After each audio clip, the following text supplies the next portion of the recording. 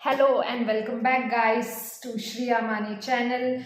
और आज हम आए हैं एक धुआंधार और बहुत ही करंट हॉट टॉपिक के बारे में, जिसका नाम है, जैसे आपने थंबनेल में पढ़ा है, गवर्नर्स पावर प्ले। सो ये सब क्या है तो जानते हैं, इसलिए मेरे साथ बने रहिए and let's get started to the video.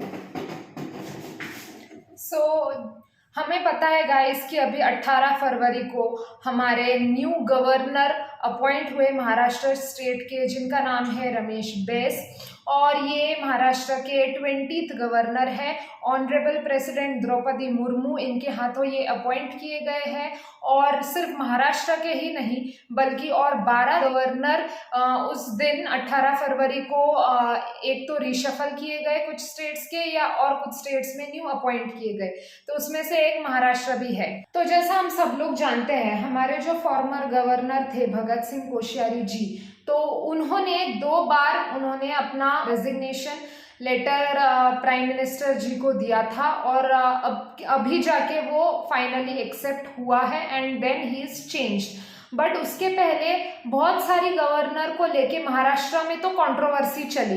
Controversy में क्या क्या था, जैसे जब महाराष्ट्र में जो पॉलिटिकल क्राइसिस चल रहा है कि बाबा एक सरकार बनती है दूसरी गिरती है, फिर गवर्नर कितने टाइम किसको देता है मेजॉरिटी फॉर्म करने के लिए, पावर में आने के लिए, अपनी मेजॉरिटी प्रूफ करने के लिए, ये सब गवर्नर प्रेसिडेंट रूल अचानक से इन द सेंस कि कितने जल्दी लगाते हैं या नहीं लगाते हैं, ये सब। तो ऐसी बहुत सारी चीजें, ये चीज जो है वो सिर्फ महाराष्ट्र के गवर्नर के बारे में नहीं है, बट और भी स्टेट्स में ये गवर्नर के साथ जो स्टेट्स का कन्फ्रंटेशन हो रहा है वो हमें देखने को मिल रहा है। For example the recent one is Tamil Nadu में जो गवर्नर है उन्होंने कुछ तो अपने जो उनका हाउस एड्रेस था उसमें कुछ तो पार्ट उन्होंने स्किप किया एंड कुछ अपने मन से बोला, और एक तो लोगों ने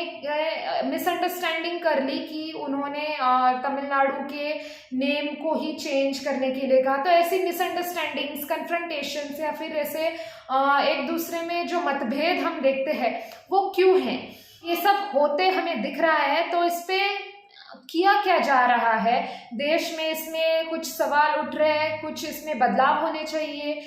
तो ये सब अभी हम देखते हैं सुप्रीम कोर्ट और कॉन्स्टिट्यूशन की आंखों से। And that's never come up before the court. And that issue is, can a governor swear in a member of a legislative party against whom a disqualification matter is pending before the House? That's the other issue. Never come up before.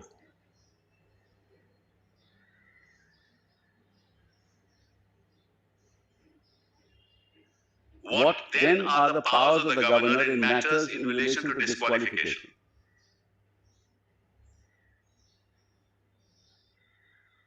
This is not a case of a pre-poll alliance. This is not a case of a post-poll alliance. This is not a case of one political party. It is a case of people who allege that they are the party because they are a majority in the legislature. Right, Melissa? What then are the powers, or what should be the function of the governor in matters of this nature, and how he should conduct himself? Because he also knows, because the disqualification petition is pending, he also knows. And if the governor does swear him in as a chief minister, he actually topples a democratically elected इसमें government. Starting में जैसे आपने video में देखा, कपिल सिब्बल जी बोलते हैं कि कौन से ग्राउंड्स पे गवर्नर जी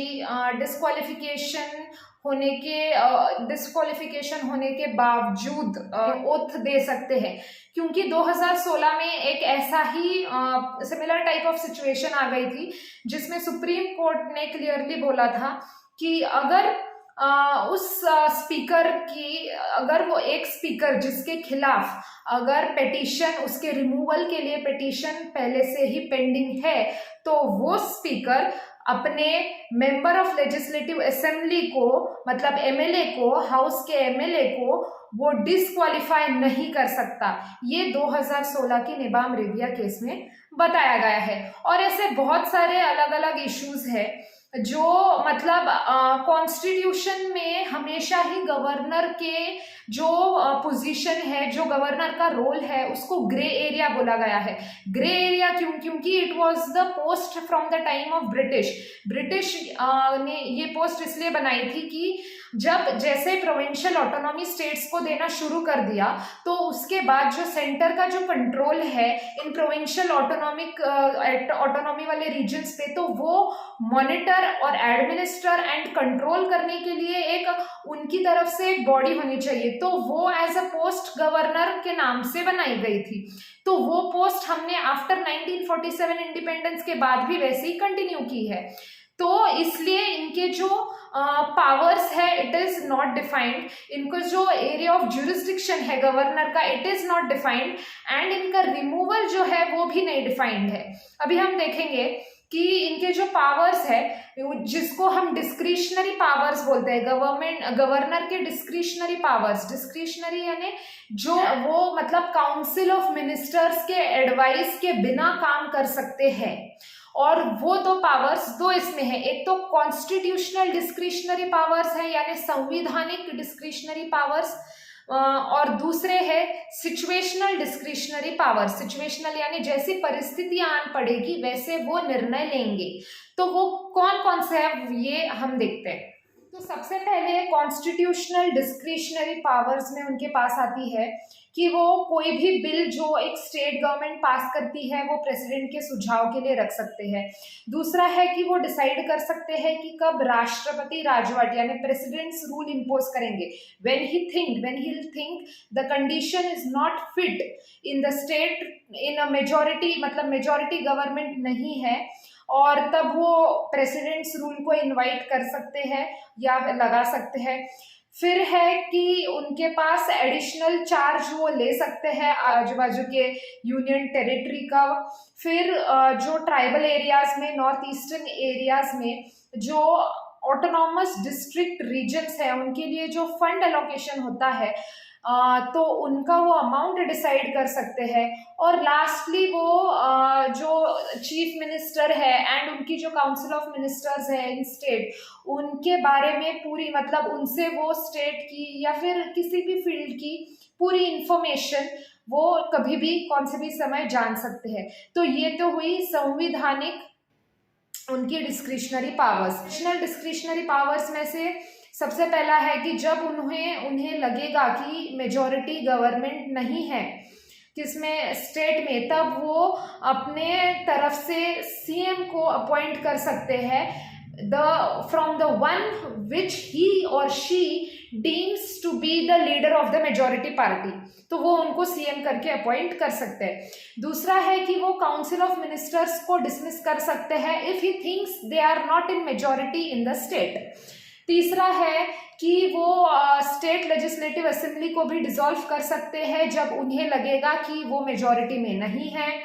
और फिर दूसरे अदर मतलब जो सिचुएशनल डिस्क्रिशनरी पावर्स है जैसे सेपरेट डेवलपमेंटल बोर्ड्स एस्टेब्लिश करवा सकते हैं या फिर ट्राइबल डेवलपमेंट बोर्ड्स, तो ऐसे सब है।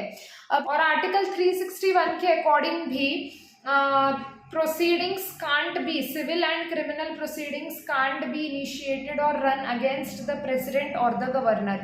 So in and out situation ये है कि गवर्नर का जो एरिया है it is not clearly defined in the constitution.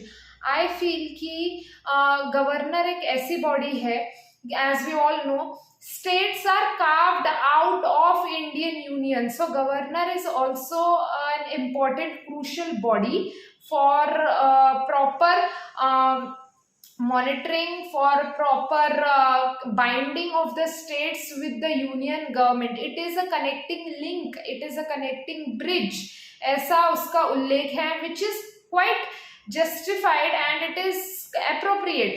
तो गवर्नर को हम एक ग्रे एरिया में ना रख के we should utilise its position to the fullest. Governor हमें एक जो कनेक्टिंग लिंक है वो हमें एक बहुत ही अच्छी तरीके से सेंट्रल गवर्नमेंट को to connect to the state government and proper एक साथ होके पॉलिसीज फ्रेम करने के लिए, डिसीजंस लेने के लिए एक यूज करना चाहिए। और उसके जो रोल है, फंक्शंस है, पावर्स है, वो कहीं ना कहीं कॉन्स्टिट्यूशन में एक डिफाइन करने की आज एक नीड आ गई है।